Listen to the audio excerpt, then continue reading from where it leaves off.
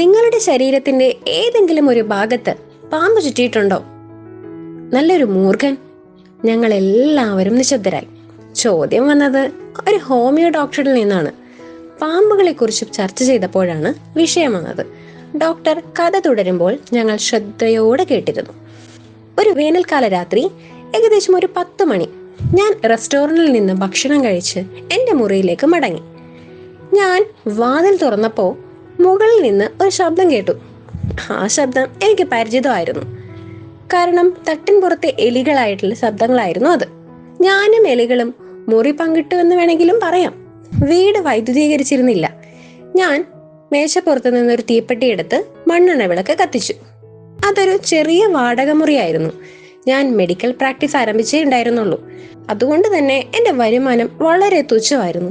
എൻ്റെ സ്യൂട്ട് കേസിൽ ഏകദേശം ഒരു 60 രൂപ മാത്രമേ ഉണ്ടായിരുന്നുള്ളൂ. അതുകൂടാതെ 3 ഷർട്ടും ഒരു ധോത്തി, പിന്നെ ഞാൻ ധരിച്ചിരുന്ന ഒരു ഒറ്റ കറുത്ത കോട്ടും മാത്രമേ എൻ്റെ പക്കലുണ്ടായിരുന്നുള്ളൂ. എൻ്റെ കറുത്ത കോട്ടും വെളുത്ത ഷർട്ടും ഒട്ടും വെള്ള നിറം എന്ന് പറയാൻ കഴിയാത്ത എൻ്റെ സ്ലീവ്ലെസ് ബനിയനും ഞാൻ അഴയിലായിട്ട് ഉരുതൂക്കി. ഞാൻ മുറിയിലെ 2 ജനലുകൾ തുറന്നു. തുറസായ മുറ്റത്തിന് അഭിമുഖമായി നിൽക്കുന്നൊരു മുറി അതായിരുന്നു എൻ്റേത്. ഭിത്തിക്ക് മുകളിലുള്ള ബീമിൽ വിശ്രമിക്കുന്ന നീളമുള്ള താങ്ങുകൊണ്ടുള്ള കേബിളുകളുള്ള ഒരു മേൽക്കൂര ഉണ്ടായിരുന്നു. മേൽത്തട്ടില്ലായിരുന്നു. ബീമിലേക്കും തിരിച്ചും എലികളുടെ പതിവ് ഗതാഗതം ഉണ്ടായിരുന്നു. ഞാനൊരു കിടക്കയുണ്ടാക്കി ഭിത്തിയോടടുപ്പിച്ചു. ഞാൻ അതിലായിരുന്നു കിടന്നിരുന്നത്. പക്ഷെ എനിക്കെന്തോ അന്ന് ഉറങ്ങാൻ കഴിഞ്ഞില്ല. ഞാൻ എഴുന്നേറ്റ് അല്പം ശുദ്ധമായി ശ്വസിക്കാമെന്ന് കരുതി വരാന്തയിലേക്ക് ഇറങ്ങി. പക്ഷെ എന്തോ കാറ്റ് വീശിയില്ല. ഞാൻ തിരികെ എൻ്റെ മുറിയിലേക്ക് പോയി ഒരു കസേരയിൽ ഇരുന്നു. ഞാൻ മേശയുടെ താഴെയുള്ള ഒരു പെട്ടിയിൽ നിന്ന് ദ മെറ്റീരിയ മെഡിക്ക എന്ന പുസ്തകം എടുത്ത് വിളക്കും ഒരു വലിയ കണ്ണാടി നിൽക്കുന്ന മേശയിൽ ഞാനത് തുറന്നു വെച്ചു. കണ്ണാടിയുടെ അരയിലായിട്ട് ഒരു ചെറിയ ചീപ്പ് കിടക്കുന്നത് ഞാൻ കണ്ടു. കണ്ണാടിയുടെ അടുത്തിരിക്കുമ്പോ അതിലേക്ക് നോക്കാൻ ആർക്കാണ് ഒരു പ്രലോഭനം ഉണ്ടാകാതിരിക്കുക? ഞാനൊന്ന് നോക്കിപ്പോയി. അക്കാലത്താണേ ഞാൻ സൗന്ദര്യത്തിന്റെ വലിയ ആരാധകനായിരുന്നു. ഞാനൊരു ബാച്ചിലറാണ്, സർവോപരി ഒരു ഡോക്ടറാണ്. അതുകൊണ്ട് തന്നെ എൻ്റെ സാന്നിധ്യം അറിയിക്കണമെന്ന് എനിക്ക് തോന്നി. ഞാൻ ആ ചീപ്പെടുത്ത് എൻ്റെ മുടി വൃത്തിയായിട്ടൊന്ന് ചീകി ഒതുക്കി. ഭംഗിയുള്ളതായിട്ട് എനിക്ക് തോന്നി.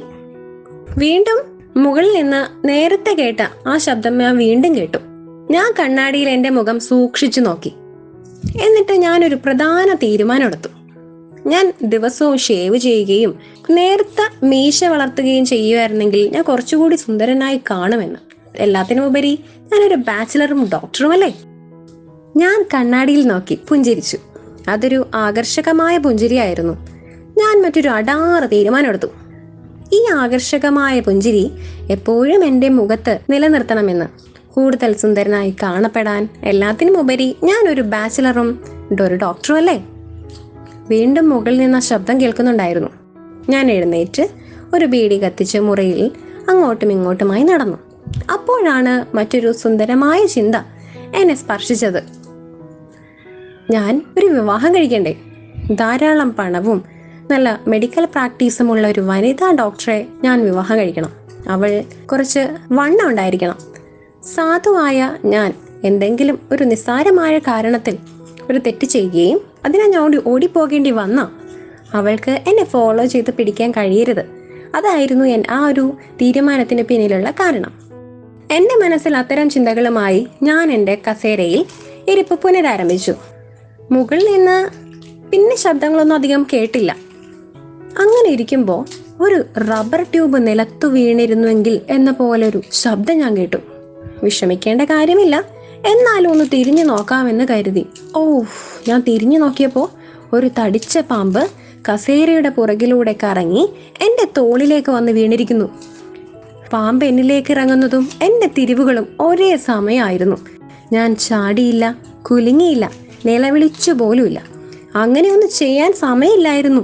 പാമ്പെൻ്റെ തോളിലൂടെ തെന്നി മാറി കൈമുട്ടിന് മുകളിൽ ഇടതു കൈയിൽ ചുറ്റിപ്പിടിച്ച് അതിൻ്റെ പത്തി വിരിച്ചിരുന്നു. അതിൻ്റെ തല എൻ്റെ മുഖത്ത് നിന്ന് 3-4 ഇഞ്ച് അകലെയായിരുന്നു. ഒന്ന് ആലോചിച്ച് നോക്കി എന്തായിരിക്കും എൻ്റെ അവസ്ഥയെന്ന്. ഞാൻ ശ്വാസം അടക്കി പിടിച്ച് അവിടെ തന്നെ ഇരുന്നു എന്ന് പറയുന്നത് ശരിയല്ല, ഒരു കല്ല് പോലെയായിപ്പോയി ഞാൻ. പക്ഷേ എൻ്റെ മനസ്സ് വളരെ സജീവമായിരുന്നു.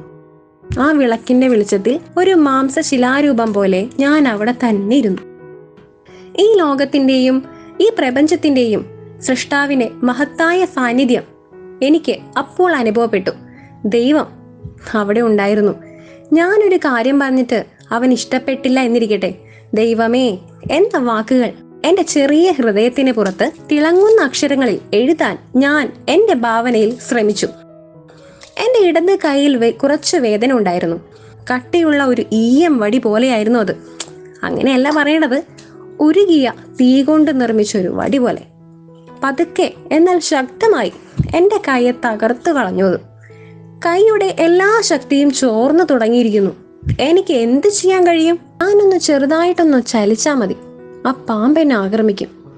മരണം 4 ഇഞ്ച് അകലെ പതിയിരുന്നു. അത് അടിച്ചോന്ന് തന്നെ കരുതുക. ഞാൻ എന്ത് മരുന്നാ കഴിക്കേണ്ടത്? മുറിയിൽ മരുന്നുകളൊന്നും ഉണ്ടായിരുന്നില്ല. ഞാനൊരു പാവം വിഡ്ഢി മണ്ടൻ ഡോക്ടർ. ഞാൻ എന്റെ അപകടം മറന്ന് എന്നെ തന്നെ നോക്കി പുഞ്ചിരിച്ചു. ദൈവം അത് വിലമതിക്കുന്നതായി തോന്നി. പാമ്പ് തല തിരിച്ചു. അത് കണ്ണാടിയിൽ നോക്കി. അതിന്റെ പ്രതിഫലനം കണ്ടു. കണ്ണാടിയിൽ നോക്കിയ ആദ്യത്തെ പാമ്പ് അതാണെന്ന് ഞാൻ അവകാശപ്പെടുന്നില്ല. എന്നാൽ പാമ്പ് കണ്ണാടിയിൽ നോക്കുകയാണെന്ന് ഉറപ്പാണ്. അത് സ്വന്തം സൗന്ദര്യത്തെ ആസ്വദിക്കായിരുന്നു. മീശ വളർത്തുന്നതിനെ കുറിച്ചോ, ഐഷാഡോയോ മസ്കാരോയോ ഉപയോഗിക്കുന്നതിനെ കുറിച്ചോ, അല്ലെങ്കിൽ നെറ്റിയിൽ വെർമിലിയൻ പൊട്ട് ധരിക്കുന്നതിനെ കുറിച്ചോ ഒരു സുപ്രധാന തീരുമാനമെടുക്കാൻ അത് ശ്രമിച്ചിരുന്നോ എന്തോ. എനിക്ക് കൃത്യമായി ഒന്നും അറിയില്ലായിരുന്നു. പാമ്പ് ആണാണോ പെണ്ണാണോ? അത് കുറച്ചു നേരം അവിടെ ഇരുന്നിട്ട് എൻ്റെ കയ്യിൽ നിന്ന് പതുക്കെ എൻ്റെ മടിയിലേക്ക് തെന്നി മാറി. അവിടെ നിന്ന് അത് മേശയിലേക്ക് ഇഴഞ്ഞ് കണ്ണാടിയുടെ അടുത്തേക്ക് നീങ്ങി. ഒരുപക്ഷെ അതിന് പ്രതിഫലനം കണ്ട് കുറച്ചു ആസ്വദിക്കാനായിട്ട് ആഗ്രഹിച്ചിരിക്കുന്നതുകൊണ്ടായിരിക്കാം. ഞാൻ അത്രയും നേരം കരിങ്കല്ലിൽ കൊത്തിവെച്ച ഒരു പ്രതിമ കണക്കിയിരുന്നു. പെട്ടെന്ന് ഞാൻ മാംസവും രക്തവുമുള്ള ഒരു മനുഷ്യനായി. അത്രയും നേരം ശ്വാസം അടക്കി പിടിച്ച് കസേരയിൽ തന്നെ ഇരിക്കുകയായിരുന്നു. പതുക്കെ ഞാൻ അവിടെ നിന്ന് എഴുന്നേറ്റു. ഒന്നും മിണ്ടാതെ വരാന്തയിലേക്ക് ഓടി. പിന്നെ ഒന്നും നോക്കിയില്ല, ഒരൊറ്റ ഓട്ടം. ഡോക്ടർ കഥ പറഞ്ഞു നിർത്തി. എല്ലാവരും നേരിയ ആശ്വാസത്തിന്റെ നെടുവീർപ്പിട്ടു. ചിലരൊക്കെ ബീഡി കത്തിച്ചു. അതിനിടയിൽ ആരോ ഒക്കെ ചോദിച്ചു, ഡോക്ടർ, നിങ്ങളുടെ ഭാര്യ വല്ലാതെ തടിച്ചതാണോ? ഡോക്ടർ ചിരിച്ചുകൊണ്ട് പറഞ്ഞു, അല്ല, ദൈവം എനിക്ക് സമ്മാനിച്ച എൻ്റെ ജീവിത സഖി ഒരു മെലിഞ്ഞ ഈറൻ വ്യക്തിയാണ്. മറ്റൊരാൾ ചോദിച്ചു, ഡോക്ടർ, നിങ്ങൾ ഓടിയപ്പോൾ പാമ്പ് നിങ്ങളെ പിന്തുടരുന്നുണ്ടായിരുന്നോ? ഡോക്ടർ അതിന് മറുപടി പറഞ്ഞു, ഞാൻ ഒരു സുഹൃത്തിൻ്റെ വീട്ടിലെത്തുന്നത് വരെ ഓടി. ഉടൻ തന്നെ എണ്ണ തേച്ചു കുളിച്ചു, പുതിയ വസ്ത്രവും മാറി. അടുത്ത ദിവസം രാവിലെ 8:30 ഞാൻ എൻ്റെ സുഹൃത്തിനെയും കൂട്ടി എൻ്റെ സാധനങ്ങളെല്ലാം എൻ്റെ മുറിയിൽ നിന്ന് മാറ്റാനായി അങ്ങോട്ട് പോയി. പക്ഷേ ഞങ്ങൾക്ക് കൊണ്ടുപോകാൻ വളരെ കുറച്ച് സാധനങ്ങൾ മാത്രമേ അവിടെ ഉണ്ടായിരുന്നുള്ളൂ. ഏതോ ഒരു കള്ളൻ എൻ്റെ ഒട്ടുമിക്ക സാധനങ്ങളും അവിടെ നിന്ന് നീക്കം ചെയ്തു. പക്ഷേ ആ തെമ്മാടി എൻ്റെ വസ്ത്രം മാത്രം കൊണ്ടുപോയില്ല. അവന് ആ വസ്ത്രം സോപ്പും വെള്ളം ഉപയോഗിച്ച് കഴുകിയ ശേഷം ഉപയോഗിക്കാമായിരുന്നില്ലേ? മറ്റൊരാൾ ചോദിച്ചു, ഡോക്ടർ, അടുത്ത ദിവസം ചെന്നപ്പോൾ പാമ്പിനെ കണ്ടായിരുന്നോ? ഡോക്ടർ പുഞ്ചിരിച്ചുകൊണ്ട് പറഞ്ഞു, പിന്നീട് ഒരിക്കലും ഞാനതിനെ കണ്ടിട്ടേയില്ല.